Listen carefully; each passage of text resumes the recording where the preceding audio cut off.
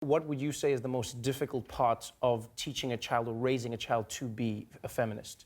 You know, it's not that it's easy to do, but it's that you have to fight against, it sort of feels like the universe has a conspiracy against you. So you tell your child, you know, you don't have to play with dolls, but then you go to the store and the girls' sections are just dolls. Right.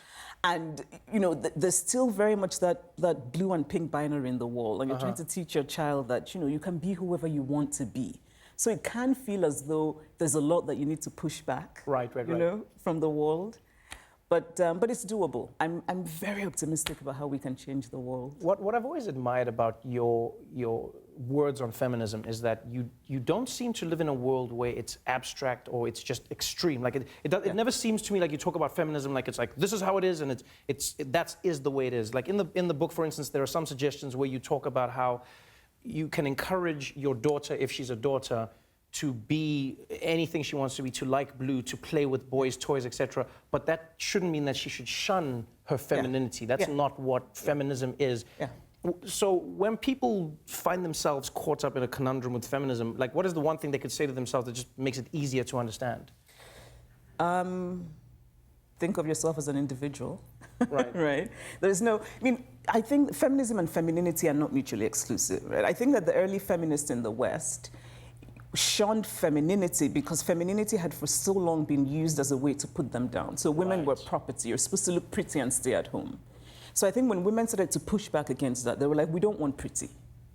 But I think now we've come to a stage where we can accept that people can be many things, right? You can be feminine and feminist. It depends on whether you want to be. The problem is if somebody is pushing you to be what you don't want to be, then that's not feminism. Right? So I usually say to women who are thinking about it, just think of your individual self, right? What do you like? And is that thing causing you harm, right? Wow. Is it reducing your spirit? Is it making you resentful? Because I think that when there's real equality, resentment will not exist, right? In relationships where people are unhappy because there's a gender problem, there's resentment. If there isn't a problem, you don't have resentment. You kind of know, it's intuitive, I think. Right. Yeah. Would you say then it's still possible for a woman? I mean, I know my mom always says this to me, but some people struggle with the concept. Would you say it's possible for a woman to say, I'm a feminist, I believe in equality, but I still want a man to open the door for me? I like that gesture, or is that problematic in of itself? You know, the thing about, by the way, your mother is wonderful, just from reading your book. Thank you. You're so fortunate to have been raised by her. Trev, I'm serious. I think everything good in you is because your mother raised you. You know what's funny is... No, we don't... Oh, no.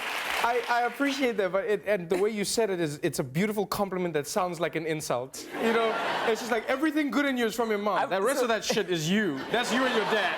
But yeah, but thank you. But how do you respond to that idea? I think gestures like holding the door shouldn't be gendered. I think it's a lovely thing to hold the door, but we should hold the door for everyone. Right. Right. I hold the door for men. Right. And women. So I think the idea of sort of holding the door for a woman because she's a woman, I have trouble with it. I'm quite happy for people to hold the door for me, but I hope they're not doing it because of this sort of idea of chivalry. Because chivalry is really about the idea that women are somehow weak. Right. And need protecting. But we know that really there are many women who are stronger than many men. Right. So really what I think is that the people we should protect are people who need protecting, whether men or women. Which is also why I sort of have trouble with the idea of women and children, when women are classified in the same, you know, when there's a tragedy and we say women and children should leave first. I think actually it's the people who are weak, unwell, you know, young, wow, that's interesting. Who should leave first, yeah. Wow, this is like a more eloquent argument of what some of the guys on the Titanic said. They were like, I think Chimamanda would want me to leave. Women and children stay behind. But I really do understand what you were saying. Here, there's a fascinating passage in the book, and it's called The Seventh Suggestion, and in this, it's the paragraph starts with never speak of marriage as an achievement. And then when we skip forward, it says, when Hillary Clinton was running for president of the United States, the first descriptor on her Twitter account was wife. The first descriptor on the Twitter account of Bill Clinton, her husband, is founder, not husband.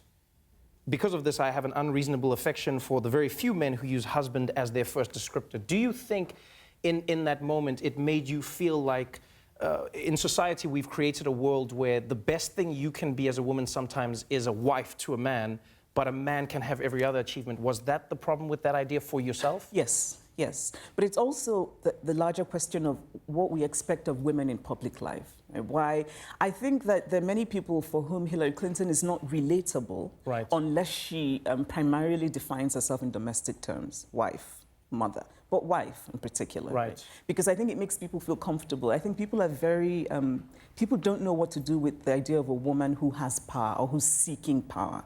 And so the way to somehow temper that is to say, well, wife, I'm a wife, so therefore I'm not that scary. Right.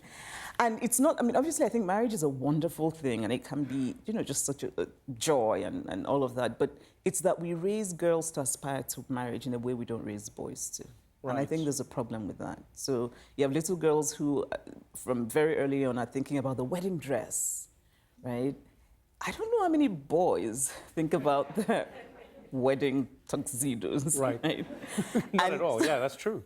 So what it means is that there's an immediate imbalance, I think, right, in just the idea of what is aspirational. And so I think what we should do is in raising boys and girls, teach them that love is wonderful, marriage is wonderful, but none of that is something that one should aspire to. Right? When you say to a girl, oh, you got your PhD, but when are you getting married? Right, which is a common phrase we hear all the time. When raising a child and saying, I'm going to raise a feminist, for many people, the immediate connotation that will come to their mind is, that means you're raising a daughter.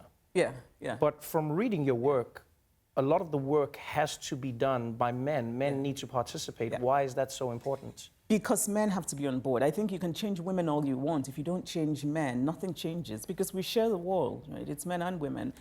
And I also think, sadly, that we live in a world where men are more likely to listen to men. Oh. It's true. Wow. You don't think so? So then how do you convince the first man? I think some men have already been convinced. I think people like Barack Obama, for example, is a very good role model because he's feminist and he's cool. Right? So he's actually a good, and we need more men like that to speak up. I think men need to speak up. Men need to be on board. Men need to not think of feminism as something to sort of, something that's attacking them. Right. Because I think some men think that. They need to understand that feminism is something that's good for everyone, because really, when all of us are released from gender roles, we're all better off. Right. And in the end, it's about justice. Don't we want to live in a just world? So there's some men who've been convinced. More men need to be. Trevor, you should get cracking.